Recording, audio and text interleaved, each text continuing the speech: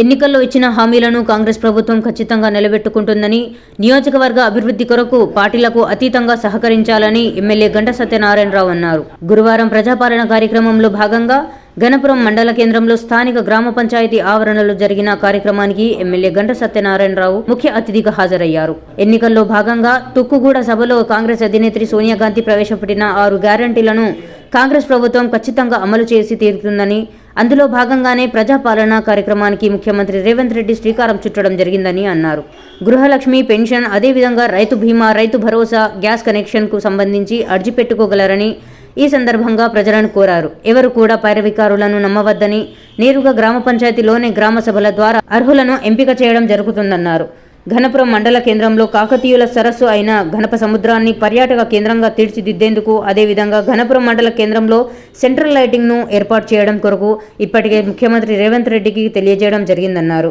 ఈ కార్యక్రమంలో ఘనపురం స్థానిక సర్పంచ్ నారగాని దేవేందర్ గౌడ్, ఘనపురం మండల ఎంపీపీ కావటి రజిత, విడుదనేని అశోక్, ఎంపీటీసీలు మోటపోతుల శివశంకర్ గౌడ్, కాళ్య సాగర్, ఎంపీడీఓ అరుంధతి, ఘనపురం తహసీల్దార్ సతీష్ తదితర అధికారులు మరియు కాంగ్రెస్ నాయకులు పాల్గొన్నారు.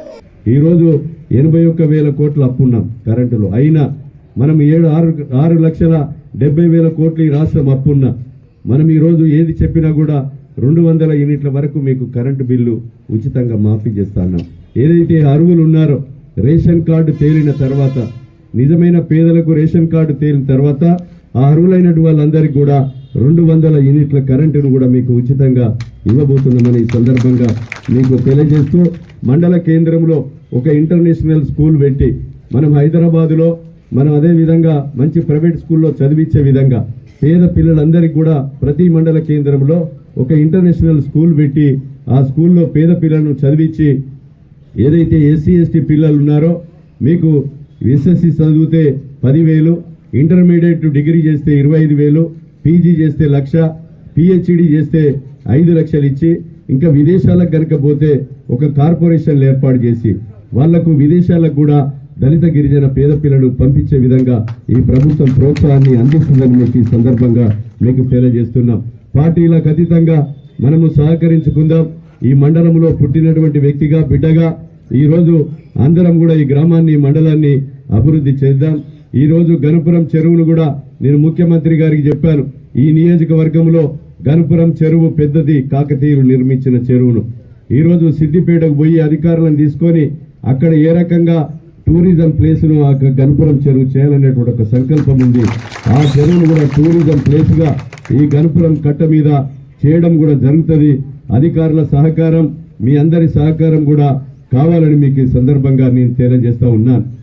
లేకపోతే ఫలానా ప్రజాప్రతినిధి ఇంటికి పోయి తీసుకోవాల్సిన అవసరం లేదు. మీరు దాన్ని ఫిల్ చేయండి. దాంట్లో ఏమేమి కావాలి తెలుగు భాషలోనే రాసాము. మీకు ఒకవేళ సమస్య ఉంటే పంచాయత్ సెక్రటరీ గారికి చెప్పండి, మేమే ఇక్కడ వాలంటీర్ పెట్టేసి ఈ ఫామ్ని ఫిల్ చేపిస్తాము. దీంట్లో ఈ పోస్టర్ మీద ఉన్నటువంటి ఏదైతే 5 అంశాలు ఉన్నాయో వాటి గురించి మీరు దీంట్లో ఫామ్ని ఫిల్ చేసుకోవచ్చు. ఒకవేళ ఆల్రెడీ మీకు పెన్షన్ వస్తూ ఉంటే పెన్షన్ గురించి రాయాల్సిన అవసరం లేదు. ఆటోమేటిక్గా మీ పెన్షన్ పెంచేసి మేము ఇచ్చిస్తాము.